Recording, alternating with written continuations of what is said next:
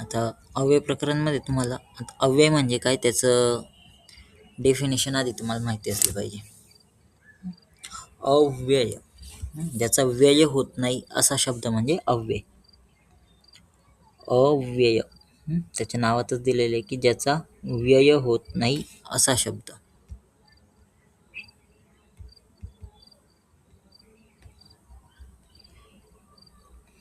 खाली त्याची व्याख्या दिली त्या श्लोकामध्ये. सदृशम त्रिषु सर्वासु च विभक्तिषु वचनेषु च सर्वेषु यज्ञ वेत्ती तदव्ययम्. सदृशम त्रिषु म्हणजेच काय, तीनही लिंगांमध्ये जे समान आहे. सर्वासु च विभक्तिषु सर्व विभक्तींमध्ये जे सारखं असतं. आणि वचनेषु च सर्वेषु सर्व वचनांमध्ये जे सारखं असतं. वचनेषु च सर्वेषु यज्ञ वेत्ती तदव्ययम्. आता यज्ञ वेत्ती तदव्ययम् म्हणजे जे बदलत नाही. तीनही लिंगांमध्ये, सर्व विभक्तींमध्ये, सर्व वचनांमध्ये जे बदलत नाही. यज्ञ वेत्ती तद अव्ययम्. यज्ञ वेत्ती तद अव्ययम् जे बदलत नाही त्या शब्दाला अव्यय असं म्हटलं जातं. अव्यय हा शब्द, अव्यय म्हणजे अशा शब्दांना म्हटलं जातं की जे कोणत्याच कंडिशनमध्ये बदलत नाही, जसे आहेत तसेच राहतात. बाकीचे शब्द तसं नसतात. बाकीचे शब्द लिंग बदललं तर त्याच्या रेफरन्सनुसार शब्द बदलतात. विभक्ती बदलली का शब्द बदलतात. जसं देव शब्द आहे, समजून घ्या. देव शब्दाची प्रथमा विभक्ती असेल तर प्रथमा एकवचन होतं देवः. पण तेच देव शब्दाचं मग सप्तमी विभक्ती घेतली तर प्रथमा एकवचन होतं देवे. तिथे विभक्ती बदलली तर शब्द बदलतोय. वचन बदललं का शब्द बदलतोय. जसं प्रथमा एकवचन होतं देवः, प्रथमा बहुवचन होतं देवाः, तिथे शब्द बदलला. पण अव्ययांचं तसं नसतं. अव्यय हे कोणत्याही विभक्तीमध्ये, कोणत्याही वचनामध्ये, कोणत्याही लिंगांमध्ये सारखेच असतात.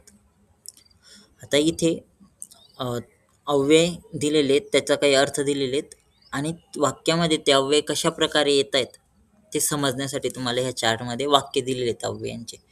तुम्हाला ॲक्च्युली अव्ययांवरती फिल इन द ब्लँक्स असा क्वेश्चन येणार आहे. पण तो क्वेश्चन सॉल्व्ह करण्यासाठी तुम्हाला अव्ययांचे अर्थ माहिती असणं गरजेचं आहे. जर सामान्य अर्थ तुम्हाला कळायला लागले अव्ययांचे, तर कोणता अव्यय कोणत्या गाळलेल्या जागी येईल ते तुम्हाला पटकन कळत जाईल. म्हणून इथे अव्यय दिलेला आहे, दुसऱ्या कॉलममध्ये अर्थ दिलेला आहे, शेवटच्या कॉलममध्ये त्याचे वाक्य दिलेत. आता अपेक्षित विभक्ती हा जो कॉलम आहे ना, तर तो कशासाठी, काही अव्यय असे असतात की त्यांना पर्टिक्युलर विभक्तीची अपेक्षा असते. म्हणजे ते विभक्ती आली तरच ते अव्यय त्या ठिकाणी वापरले जातात. तसं सहअव्यय असेल तर त्या ठिकाणी तृतीय विभक्तीच्या योग्य ते सहअव्यय वापरलं जातं. तर त्यावेळेस त्याला तृतीय विभक्तीची अपेक्षा असते. तर अशी जी अव्यय आहेत त्यांच्यासाठी तो अपेक्षित विभक्ती हा कॉलम दिलेला आहे. तर ते बघा इथे मी अव्यय त्यांच्या अर्थ कसं वापरलं जातं वाक्यात, उपयोग कसा होतो त्याचा, ते आज आपण बघणार आहे. इथे पहिलं जे अव्यय ते आहे च. चा अर्थ होतो आणि, अँड ह्या अर्थाने च हे अव्यय वापरलं जातं. और हिंदीमध्ये म्हणायचं असेल तर और. वाक्य बघा. वायू पित्तम कफ च इति त्रयो दोषः समासतः. वायू, पित्त आणि कफ हे 3 दोष आहेत. वायू पित्तम कफः च इति त्रयो दोषः समासतः. आता संस्कृतमध्ये ना आणि हा शब्द दाखवण्यासाठी च हा अव्यय सर्व शब्द संपल्यानंतर वापरला जातो. जसं आपण मराठीमध्ये हे वाक्य केलं असतं, वायू, पित्त आणि कफ असं म्हणतोय, पण संस्कृतमध्ये तेच लिहिताना च हा अव्यय कफच्या नंतर आलेला आहे. म्हणजे जिथे पूर्ण झाले सगळेच्या सगळे शब्द जे आहेत ते कंप्लीट झाले, त्याच्यानंतर आपण च अव्यय टाकणार. आणि वायू, पित्त आणि कफ हे 3 दोष आहेत. च हे अव्यय आणि ह्या अर्थाने वापरलं जातं. नंतर अपि हे अव्यय, अपिचा अर्थ होतो सुद्धा. कुपुत्रः अपि पुंसां हृदयम् आनंदकारकः भवति. कुपुत्र सुद्धा पुंसां म्हणजे पालकांच्या हृदयास आनंदकारक असतो. अपि सुद्धा या अर्थाने अपि हे अव्यय त्या ठिकाणी वापरलं जातं. नंतर खलू म्हणजे खरोखर. नंतर शरीर माध्यम खलु धर्म साधनम. शरीर हेच धर्माचे साधन आहे. शरीर माध्यम खलु धर्म साधन. तर ही जे अव्यय येते जरूर ह्या अर्थाने येतं. स ही गमिष्यती, तो नक्कीच जाणार आहे. स ही गमिष्यती. ही जरूर ह्या अर्थाने ही अव्यय वापरलं जातं. नंतर तू म्हणजे तू हे अव्यय ना एखाद वेळेस असे आहे हे दाखवण्यासाठी वापरलं जातं किंवा तर ह्या अर्थाने वापरलं जातं. निद्रां तु वैष्णवीं पाप्मानम् उपदिशन्ति. निद्रेलाच वैष्णवी हे नाव दिलेलं आहे. पाप्मानम् उपदिशन्ति हे त्या ठिकाणी तू हे अव्यय त्या ठिकाणी वापरलं गेले. निद्रा हीच वैष्णवी आहे. निद्रेचं जे दुसरं नाव आहे ते त्या ठिकाणी तू म्हणजे आहे किंवा हेच ह्या अर्थाने तू हे अव्यय त्या ठिकाणी आलेले आहे. नंतर किल म्हणजे निश्चितच. चंदनम किल शीतलम, चंदन हे निश्चितच शीतल म्हणजे थंड आहे. ननूचा अर्थ होतो खरंच. भवान ग्रंथा, आता ननू हा जो अव्यय आहे ना तो खरंच ह्या अर्थाने येतो, पण क्वेश्चन टॅग बनवण्यासाठी तो ननू हे अव्यय त्या ठिकाणी वापरला जातो. जसं एखादं अफर्मेटिव्ह सेंटेन्स आहे, अफर्मेटिव्ह सेंटेन्सला जर का क्वेश्चन टॅग बनवायचा असेल तर आपण त्या ठिकाणी इज, आर ते आपण असे अव्यय त्या ठिकाणी वापरत असतो. इंग्लिशमध्ये क्वेश्चन टॅग हा एक प्रकार येतो. तर तसं ननू हे जे अव्यय आहे ते एखादं सकारात्मक वाक्य आहे त्याच्यावरती प्रश्न उपस्थित करण्यासाठी आपण ननू हे अव्यय वापरतो. आता तिथे वाक्य बघा दिलेले, भवान ग्रंथालये पठती. म्हणजे त्याचा अर्थ होतो तुम्ही ग्रंथालयामध्ये अभ्यास करतात. मग तिथे पुढे ननू हे अव्यय जर का वापरलं तर त्याचा अर्थ होतो भवान ग्रंथालय पठती ननू, म्हणजे तुम्ही खरंच ग्रंथालयात अभ्यास करतात का, असा अर्थ होतो त्या ठिकाणी. खरंच हे अव्यय त्या ठिकाणी वापरून तिथे एक प्रकारचा प्रश्न उपस्थित केलेला आहे त्या अफर्मेटिव्ह सेंटेन्सवर. म्हणून ननू हे अव्यय ज्यावेळेस वापरणार त्यावेळेस जे सकारात्मक वाक्य हो किंवा अफर्मेटिव्ह सेंटेन्स आहे त्याच्यावरती प्रश्न उपस्थित करण्यासाठी ननू हे अव्यय वापरलं जातं. नंतर वाचा अर्थ होतो किंवा. मनुष्य वा पशु भवंतो भगवतः निर्माणम असते. मनुष्य किंवा पशु दोन्ही भगवंताचे निर्माण आहेत, भगवंताने निर्माण केलेले आहेत. नंतर परत च हे अव्यय आलेले आहे. चचा अर्थ आणि असा होतो. कृष्ण बलरामः च द्वौ भ्रातरौ, कृष्ण आणि बलराम दोन्ही भाऊ आहेत. आता इथे कृष्ण आणि बलराम असं आपण मराठीमध्ये म्हणतोय, पण संस्कृतमध्ये लिहिताना कृष्ण बलरामः च म्हणजे दोन्ही शब्दांच्या नंतर च हे अव्यय त्या ठिकाणी वापरलेले. नंतर एव ह्या अव्ययाचा अर्थ होतो हेच. दोष वैषम्यम एव रोग कारणम, दोष वैषम्य हेच रोगाचे कारण आहे. नंतर पुनःचा अर्थ होतो पुन्हा पुन्हा. कृतस्य पुनः नाम अभ्यास, पुन्हा पुन्हा एखादी गोष्ट करणे त्याचं नाव त्याला अभ्यास असं म्हटलं जातं. कृतस्य पुनः नाम अभ्यास. विनाचा अर्थ होतो शिवाय, म्हणजे त्याच्याशिवाय किंवा एक्सेप्ट असा अर्थ होतो विनाचा. इंग्लिशमध्ये अर्थ घ्यायचा तर एक्सेप्ट. आता विना अव्यय जेव्हा वापरला जातं ना त्यावेळेस विना अव्ययाला द्वितीय, तृतीय आणि पंचमी ह्या विभक्तीची अपेक्षा असते. ज्याच्याशिवाय त्या शब्दाची द्वितीय, तृतीय किंवा पंचमी विभक्ती असली पाहिजे. जसे ते बघा, जलेन विना मत्स्याः न जीवन्ति, पाण्याशिवाय मासे जगू शकत नाही. आता इथे जल शब्दाची तिथे तृतीय विभक्ती आलेली, कारण की तिथे ज्याच्याशिवाय त्या शब्दाची द्वितीय, तृतीय किंवा पंचमी असली पाहिजे. विनायोगे तृतीया म्हणून जल शब्दाची तिथे तृतीय आली, जलेन विना. ते जल शब्दाची द्वितीय पण येऊ शकत होती, जलम विना मत्स्याः न जीवन्ति, किंवा जल शब्दाची पंचमी पण घेऊ शकतो आपण, जलात विना मत्स्याः न जीवन्ति. विना अव्यय योगे द्वितीय, तृतीय, पंचमी ह्या 3 प्रकारे 3 विभक्ती त्या ठिकाणी असू शकतात. नंतर उच्चैहीचा अर्थ होतो जोराने. उच्चैही वदतु, जोराने बोला. उच्चैही वदतु. काल आणखीन एक काल का परवा एक सूत्र बघितलं होतं आपण, त्याच्यामध्ये उच्चैही हे अव्यय आलेलं होतं. कोणतं सूत्र होतं? संज्ञा प्रकरणमध्ये एक सूत्र आहे ज्याच्यामध्ये उच्चैही हे अव्यय आलेलं आहे. उच्चैही. उदात्त. हम्म उच्चैः उदात्त हे अव्यय. उदात्त शब्द जे असतात त्यांचं उच्चारण हे मोठ्या आवाजात केलं जातं. उच्चैः उदात्त. नंतर ऋते. ऋते हे अव्यय आहे. ऋतेचा अर्थ होतो, ऋतेचा पण अर्थ होतो शिवाय, विना. हं? पंचमी विभक्ती. आता ऋते अव्ययीतला पंचमी विभक्तीची अपेक्षा असते. जसं विना अव्ययमध्ये बघितलं आपण द्वितीय तृतीय पंचमीची अपेक्षा असते, तसं ऋते अव्यय ज्यावेळेस येतं तर ज्याच्याशिवाय त्या शब्दाची पंचमी. ऋते अव्यय असेल तर तिथे पंचमी विभक्तीच असली पाहिजे. मग बघा इथे, जलात ऋते न जीवनम, पाण्याशिवाय जीवन नाही. जलात ऋते, जल शब्दाची पंचमी विभक्ती आलेली, ऋते अव्यय योगे. नंतर एवम. एवम म्हणजे हेच, एवमचा अर्थ होतो हेच. त्वम एवम माम कुरु. त्वम म्हणजे तू असेच करू नकोस. त्वम एवम हेच करू नकोस. एवम म्हणजे हेच, म्हणजे अशाच प्रकारे, अशा अर्थाने एवम हा अव्यय येतो. नंतर सह. आता सह, सार्धम, सकम, समम हे सगळे एकाच अर्थाचे शब्द आहेत.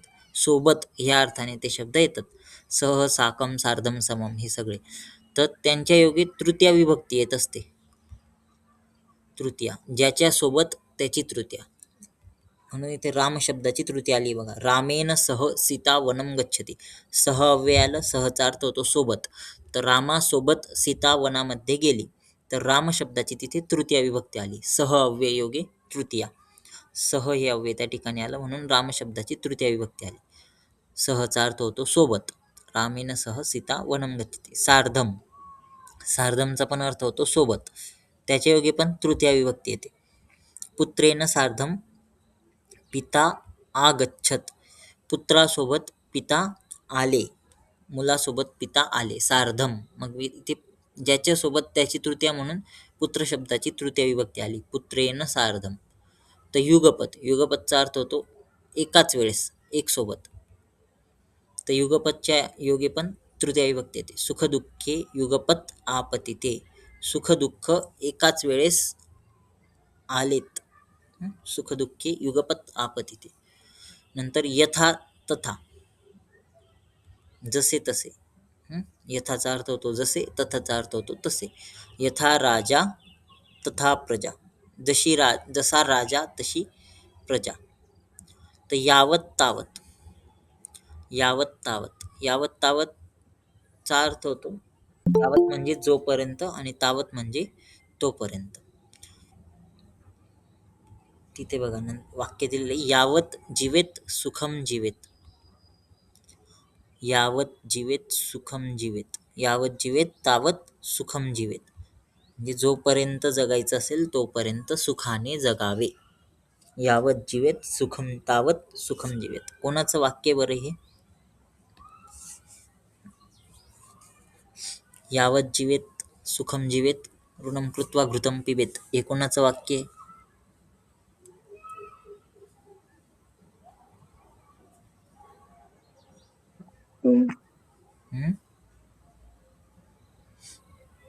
ऐकलं असेल ना?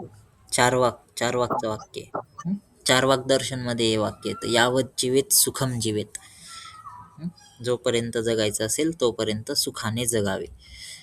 नंतर इति. इति ह्या अव्ययाचा अर्थ होतो असे. सत्व रज तमः इति किंवा हे, असे, हे ह्या अर्थाने इति हे अव्यय वापरले जातात. सत्व रज तमः इति मानसा त्रयोः गुणाः स्युः. सत्व रज तम हे मनाचे 3 गुण आहेत. मानसाहा, मनस शब्द आहे, मनस शब्दाचं त्या ठिकाणी षष्ठी आलेली. मानसाहा, मनाचे 3 गुण आहेत. किंवा आपण इति प्रथमोध्याय किंवा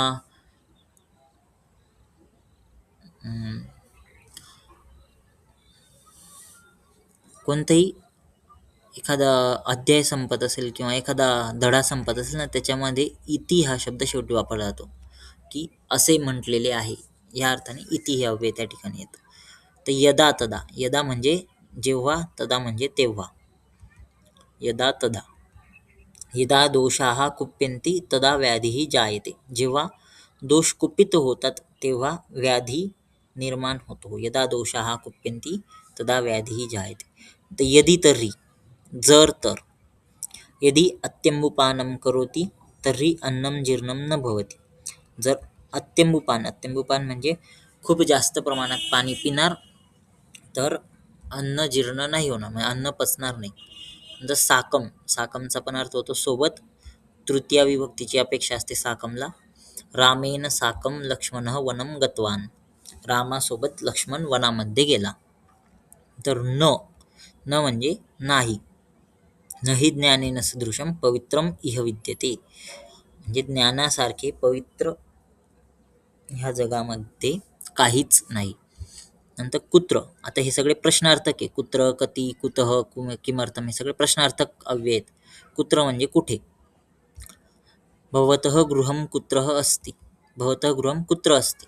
तुमचे घर कुठे आहे. कुत्र हा प्रश्नार्थक शब्द आहे. कुठे ह्या अर्थाने कुत्र हा अव्यय येतो. नंतर कति, कतिचा अर्थ होतो किती. किती असं प्रश्नार्थक क्रिया अव्यय ते आहे कति. कति पदार्थाः सन्ति. किती पदार्थ आहेत. कति पदार्थाः सन्ति. आता असा क्वेश्चन तुम्हाला कति पदार्थाः सन्ति हा क्वेश्चन आहे ना सेकंड पेपरमध्ये येऊ शकतो. पदार्थांची संख्या किती आहे किंवा किती पदार्थ आहेत. काय उत्तर येईल त्याचं. कति पदार्थाः सन्ति.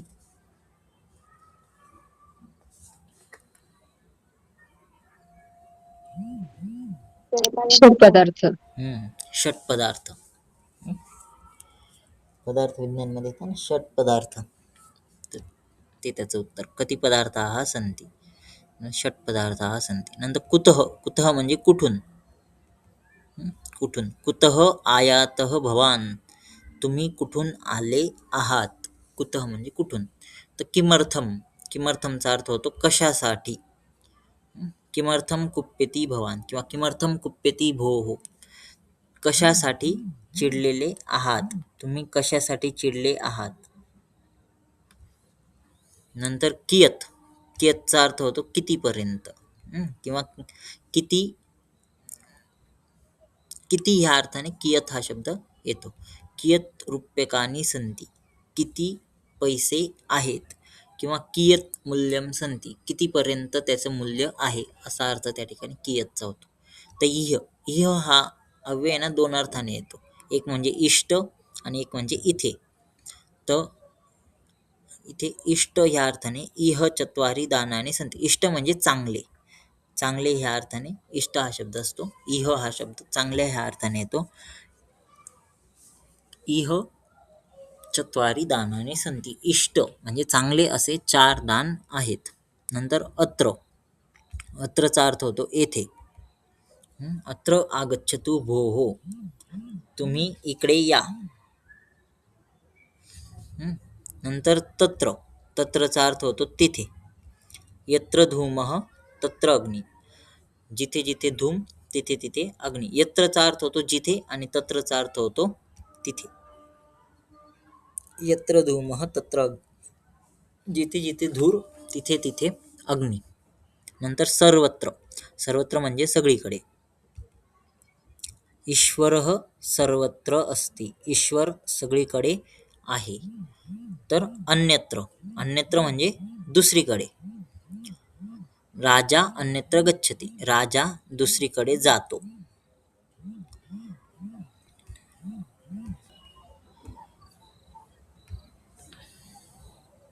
ठीक आहे. अन्यत्र, अन्यत्रचा अर्थ होतो दुसरीकडे. राजा अन्यत्र गच्छति. राजा दुसरीकडे जातो. म्हणजे कुत्र, परत एकदा कुत्र हे अव्यय आलेले आहे. कुत्रचा अर्थ होतो कुठे. हिमालय कुत्र अस्ति. हिमालय कुठे आहे. नंतर एकत्र, आता एकत्रचा अर्थ जो आपला मराठीत असतो तोच अर्थ आहे. एकत्र म्हणजे एका जागी, एकाच जागी एकाच ठिकाणी. सर्वे एकत्र वसतु. सर्व एकत्र राहा. सदा, सदाचा अर्थ होतो नेहमी, सर्वदा. सदा सत्यम वदतु. नेहमी खरे बोलावे किंवा बोला. अन्यथा, अन्यथाचा अर्थ होतो अदरवाईज, नाहीतर. पठनं करोतु अन्यथा असफलतां प्राप्नोति. अभ्यास करा अन्यथा असफलता प्राप्त होईल. एकथा, एकथाचा अर्थ होतो एकतर. एकथा क्रीडायां निपुणं भविष्यति अन्यथा पठने निपुणं भविष्यति. एकतर खेळामध्ये निपुणता प्राप्त होईल किंवा अभ्यासामध्ये निपुणता प्राप्त होईल, असे या ठिकाणी हे 41 अव्यय त्या ठिकाणी तुम्हाला आहेत. आता हे जे अव्यय आहेत ना, यांचं क्वेश्चन कसे येतात, तर तुम्हाला फिल इन द ब्लँक्स दिलेले असतात आणि कंसामध्ये अव्यय दिलेले असतात. तर ते कंसामध्ये दिलेले अव्यय त्या ब्लँक झालेल्या याच्यामध्ये भरायचे. योग्य जे पण अव्यय असतील ते त्याच्यामध्ये भरायचे असतात. आता तुम्हाला अर्थ जर का माहिती असेल अव्ययांचा, तर तुम्हाला ते सोपं जातं, कोणता अव्यय नेमका त्या ठिकाणी घालेल्या जागी येणार. बघा आता क्वेश्चन कसे येतात याच्यावर.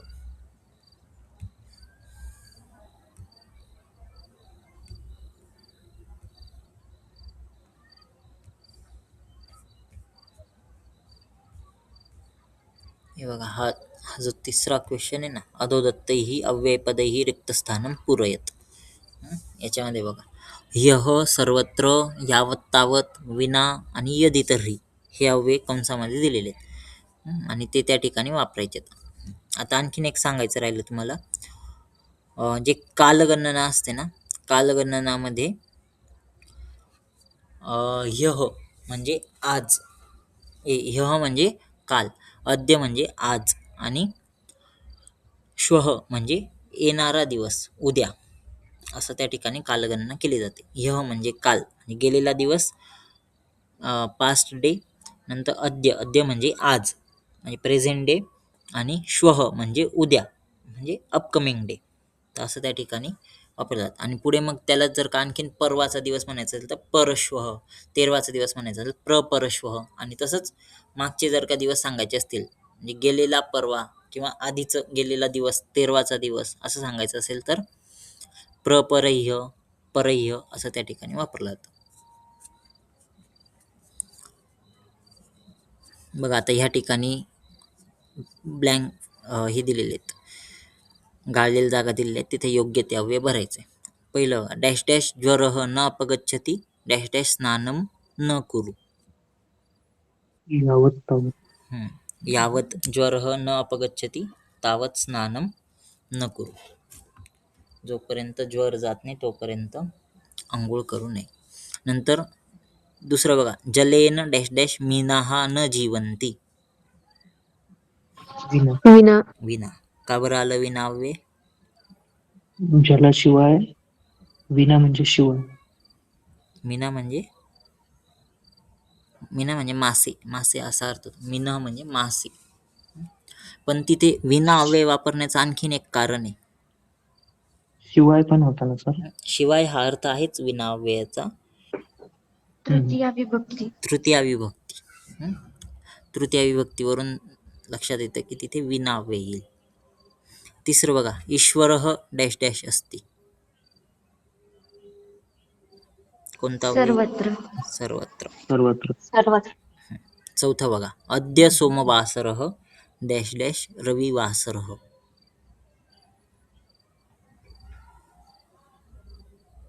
कोणता अव्यय येईल तिथे?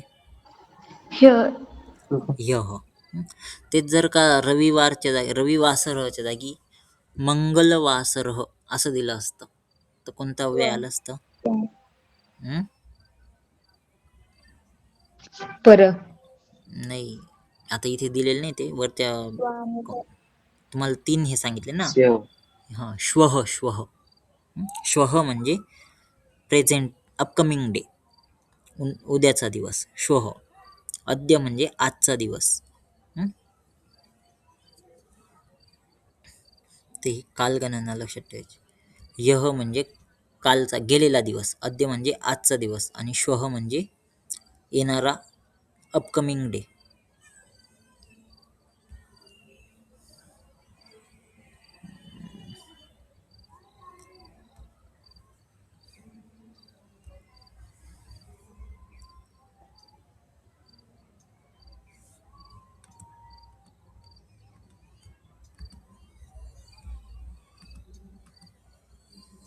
ते तुम्हाला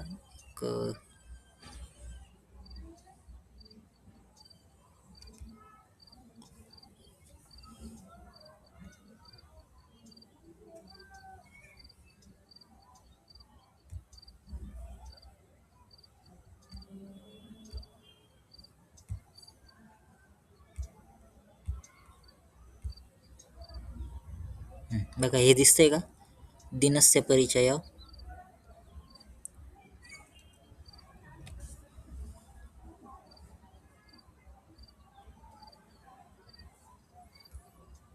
हे दिसतं ना, दिनस्य परिचय.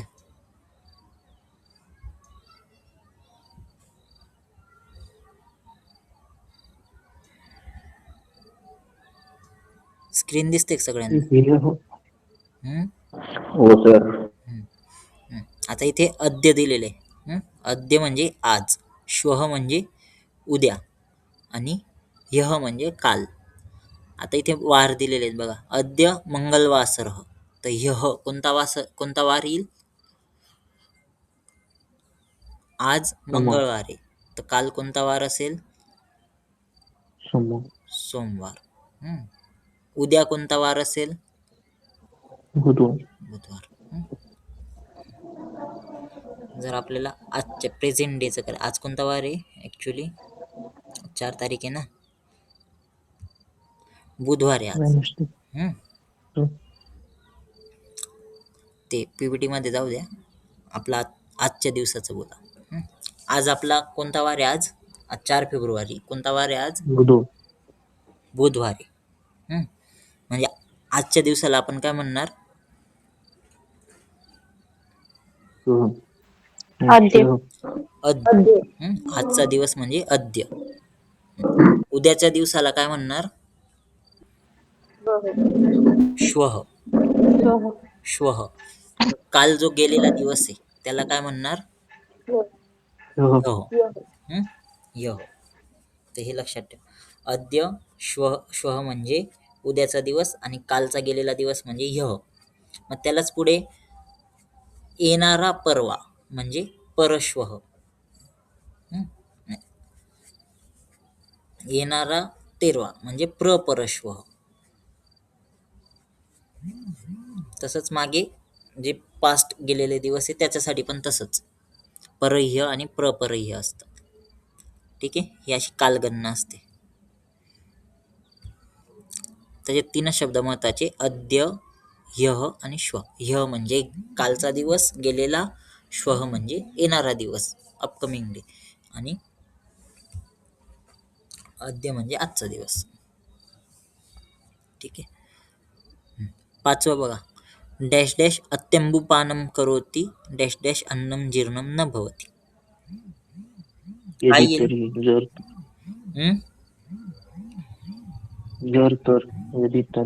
यदि तर्हि.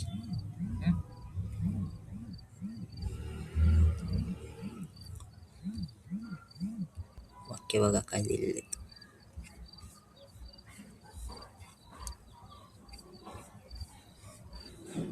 आता इथे बघा, कति, यथा तथा, यदि तर्हि, इह आणि यदा तदा हे वाक्य दिलेले आहेत. आता इथे ना पहिलं जे दिलेलं आहे ना, तिथे एक नंतर fill in the blanks dash. Dash डॅश चत्वारी दानाने प्रोक्तानी परमर्षिभिः. काय येईल तिथे?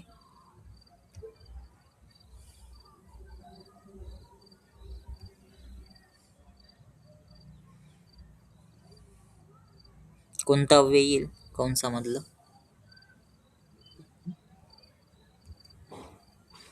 कति.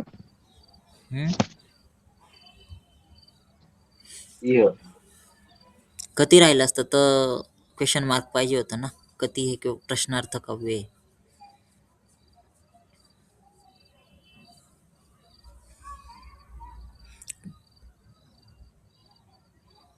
आता इथे बाकी सगळे, आता 2च सिंगल अव्यय आहेत, कती आणि इह. बाकी सगळे डबलवाले अव्यय आहेत. पहिल्या याच्यात single fill in the blanks आहे. कती म्हणजे प्रश्नार्थक आहे, तर राहिलं कोणतं? इह. इह चत्वारी दानानि प्रोक्तानि परमर्षिभिः. दुसरं बघा, डॅश डॅश पदार्थाः सन्ति. प्रश्नार्थक दिलेले पुढे, कती. कती. नंतर तिसरं बघा, डॅश डॅश श्लेष्मा शिरः प्राप्नोति डॅश डॅश ऊर्ध्वशोपः प्रजायते. आता याचा अर्थ काय होतो? कफ शिर म्हणजे डोकापर्यंत जातो, तेव्हा ऊर्ध्वशोपः म्हणजे वरच्या बाजूला. यदा तदा.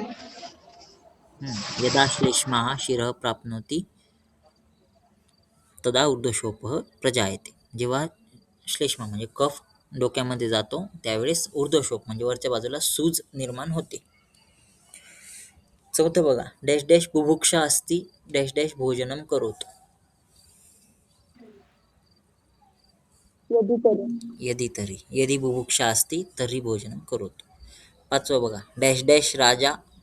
आता तिथे डॅश डॅश राजा तथा प्रजा. हां प्रजा तथाला तिथे हे केलं पाहिजे होतं. यथा राजा तथा प्रजा. तर इथे ना हे यावत तावत एव अपि यद्यपि हे वाले अव्यय आहेत आणि तिथे कंस आहे बरं त्याला. आणि इथे दुसरा नंबर दिला त्यांनी, तिथून 1 नंबर चालू होतोय. दोष वैषम्यम डॅश डॅश रोग कारणम.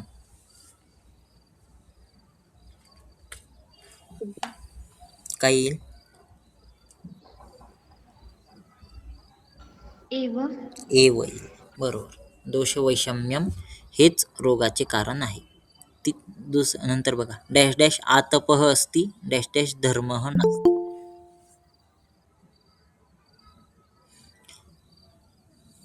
आता तिथे यद्यपि तथापि आणि यावत तावत असे 2 हे दिलेले. यद्यपि तथापीचा अर्थ होतो जर तर.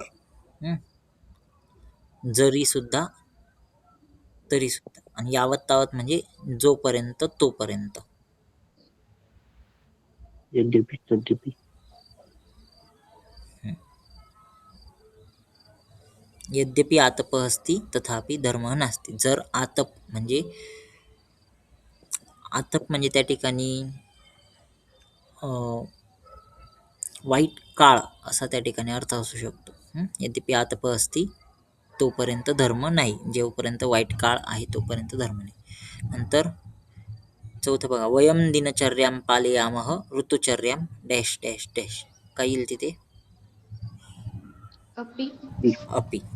आम्ही दिनचर्येचे पालन करतो, ऋतुचर्येचे सुद्धा. नंतर बघा 5वं, वायू पित्तम कफः डॅश डॅश इति त्रयोदशः भवन्ति. च हे अव्यय. तर 6वं बघा, स्वस्थः भोजनं करोति स्वस्थः डॅश डॅश भोजनं करोति डॅश डॅश रुग्णः न करोति.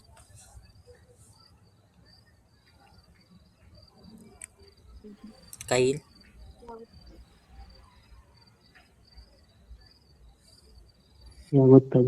यावत तावत. स्वस्थः यावत भोजनं करोति तावत रुग्णः न करोति.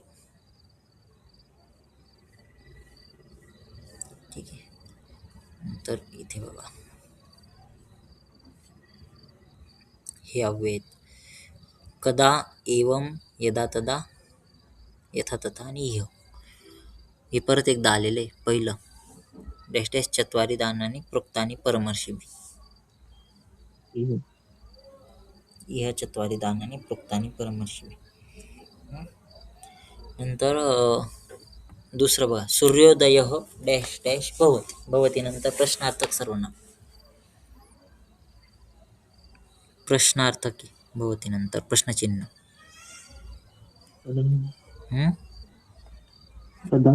कदा. सूर्योदयः कदा भवति. तिसरं बघा, डॅश डॅश वसंतकालः डॅश डॅश कोकिलः कूजति. यदा वसंतकालः तदा कोकिलः कूजति. जेव्हा वसंत काळ असतो त्यावेळेस कोकिळ कूजन करतो, कोकिळ गातो. चौथं बघा, डॅश डॅश श्रेष्ठः आचरति डॅश डॅश जनाः अपि आचरन्ति. यथा तथा. यथा तथा. यथा श्रेष्ठः आचरति तथा जनाः अपि आचरन्ति. 5वं बघा, त्वम् एवं. आता त्वम् एवं मां करोति उत्तरच सांग. 5व्याचं एवं येईल तिथे.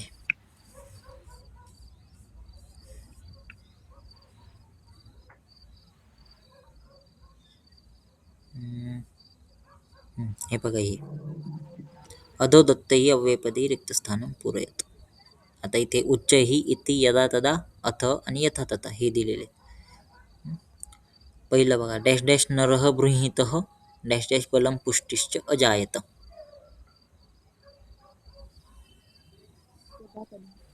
यदा तदा. यदा तदा यदा नरः गृहीतः तदा बलहं पुष्टिश्च जायते. दुसरं बघा, अस्वास्थ्यम अस्ति डॅश डॅश सह रुग्णालयं गच्छति. इति इति नाही. नाही. उच्चैः हम्म, उच्चैः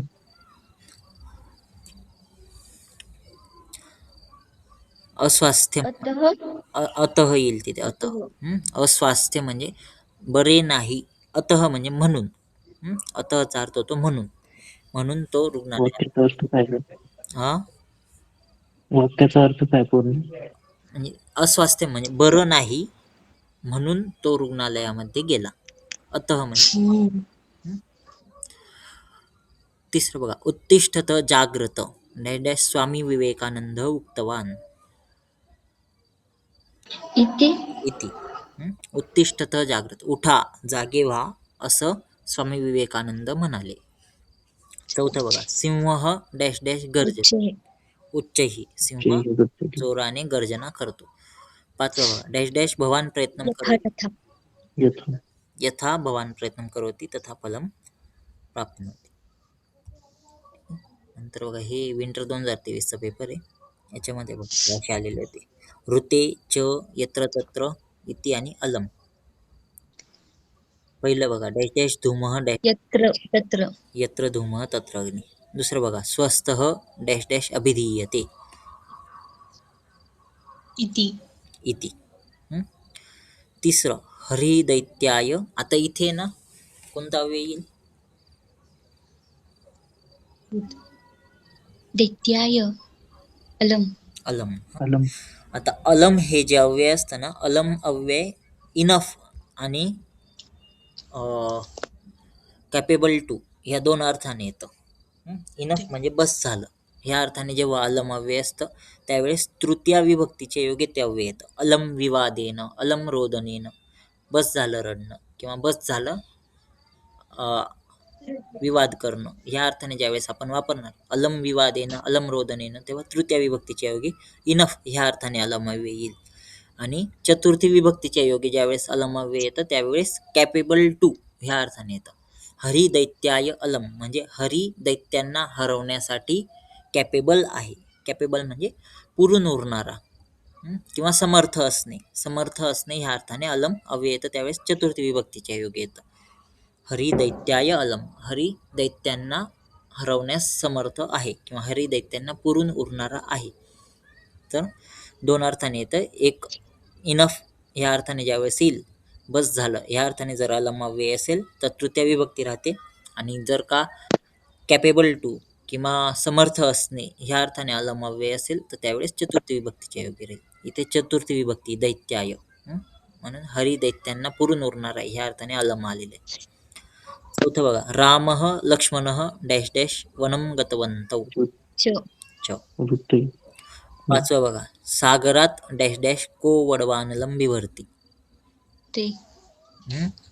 ऋते ऋते. का बरं ऋते आलं? का बरं हम्म? ऋते का बरं आलं? खरंच हम्म? हा, इथे आता सगळे वापरले गेले, शेवटचं उरलं होतं म्हणून आलं ते आहे. खरंच आहे त्याचा अर्थ खराच आहे. नाही, ऋतेचा अर्थ खरंच ह्या हा नाही होत. विना विना हा अर्थ होतो ऋतेचा, शिवाय ह्या. शिवाय खरंच हा खलू या शब्दाचा अर्थ होतो खरंच. ऋतेचा अर्थ होतो विना किंवा शिवाय. पण ऋते अव्ययाचा एक हे नियम आहे तिथे विभक्तीचा. काय नियम आहे? पंचमी विभक्ती. ऋते अव्यय जर का असेल तर पंचमी. आता जेव्हा आपल्याला इथे अव्यय दिले उदाहरणं दिलेले असतात ना आणि वरती अव्यय दिलेले तर त्यावेळेस बघायचं की एखादा असं आहे का की ज्याला विभक्तीची अपेक्षा आहे. असा अव्यय जर का असेल तर खाली त्या त्या विभक्तीच्या योगे ते अव्यय वापरतात. आता इथे पंचमी विभक्ती होती सागरात, म्हणजे तिथे फिक्स आहे की ऋते अव्ययच येणार. पंचमी विभक्तीच्या योगी ऋते अव्यय येईल, बाकी कुठेच पंचमी विभक्ती नाही. असं अव्यय आपल्याला वापरता येतात विभक्ती जर का माहिती राहिल्यात. तर हा बघा, हा समर 2025चा आहे. इथे बघा, अधोदत्ते अव्ययपदैः रिक्तस्थानं पूरयतु. एव, अपि, तु, इति आणि च हे 5 अव्यय आहेत. आता इथे खूप श्लोकच दिलेले आहेत मोस्टली. पहिलं बघा, ते व्यापिनो डॅश डॅश ऋन्नाभ्यो अपि.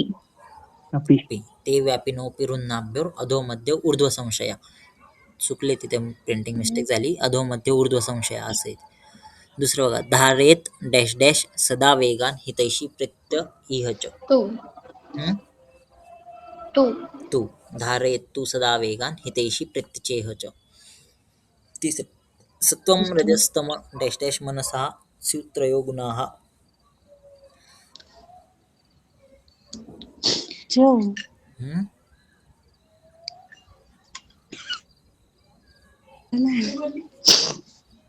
च. हम्म. एव. इथे ना सत्वं रजस्तम इति येईल. इति सत्वं रजस्तम इति मनसाः स्युस्त्रयो गुणाः असा आहे तो श्लोक. सत्वं रजस्तम इति मनसा स्युस्त्रयो गुणाः. चौथं बघा, चय डॅश डॅश जयत दोषम कुपितं तुक त्वक विरोधयन. चय एव जगत्. हा, चय एव जयत दोषम कुपितं त्वक विरोधयन. ज्यांचे श्लोक पाठ असतील त्यांना हे सोपं जाईल सॉल्व्ह करायला. श्लोकमध्ये डायरेक्ट अव्यय दिलेले आहेत. पाचवं बघा, पानीयम प्राणिनां प्राणा विश्वमेव डॅश डॅश तन्मयम. कोणता अव्यय येईल इथे?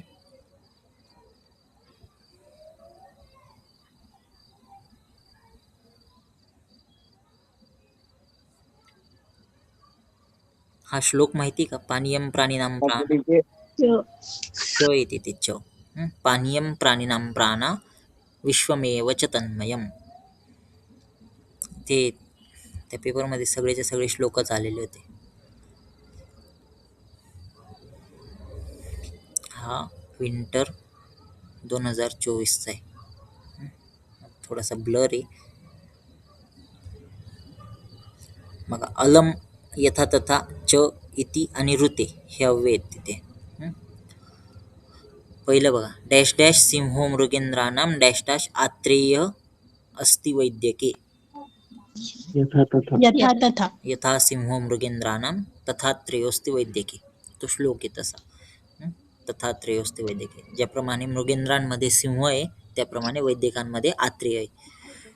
दुसरं बघा, वायू एव प्राणः डॅश डॅश जनाः मन्यन्ते. इति. इति इति जनाः मन्यन्ते. वायू हाच प्राण आहे असं लोक मानतात. तिसरं बघा, वातात डॅश डॅश शूलं नास्ति. आता इथे कोणता अव्यय येईल? अलम. अलम का बरं? नाही. ऋते. ऋते. हा, ऋते का बरं? मीना. पंचमी आहे वाताची म्हणून. पंचमी विभक्तीच्या योगे ऋते हा अव्यय आला. तिसरं बघा, श्रमेन डॅश डॅश अलम. श्रमेण अलम. अलम. तृतीया विभक्ती योगी अलम. पाचवं बघा, वृद्धः अनिलः कार्श्यं कार्ष्ण्यं डॅश डॅश कुरुते.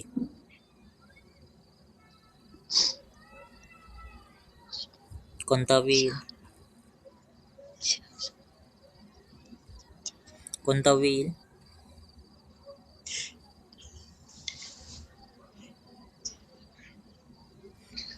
वृद्धः अनिलः कार्श्यं कार्ष्ण्यं च कुरुते.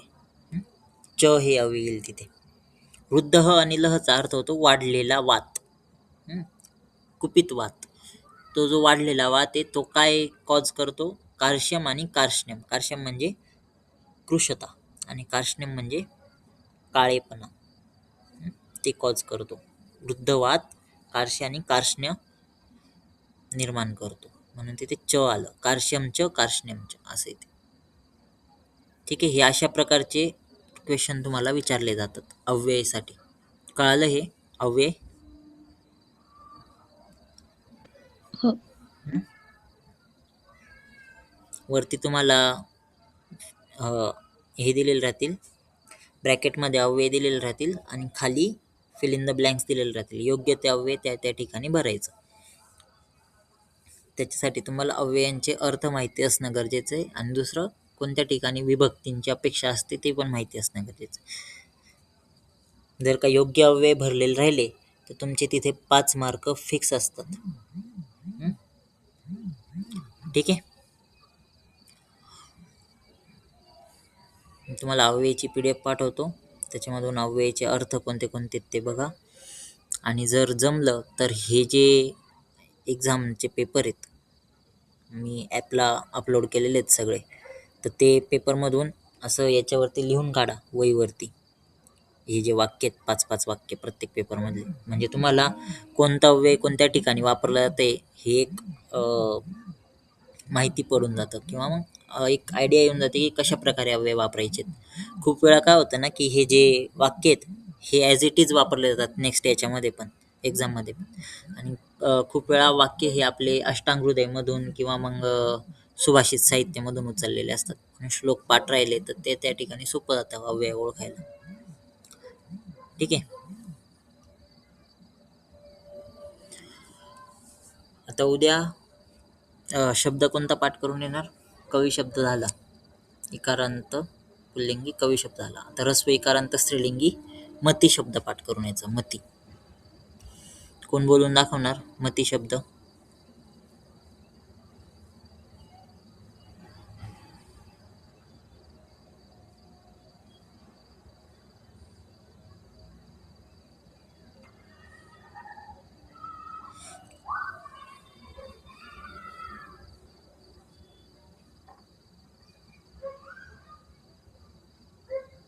भाग्यश्री.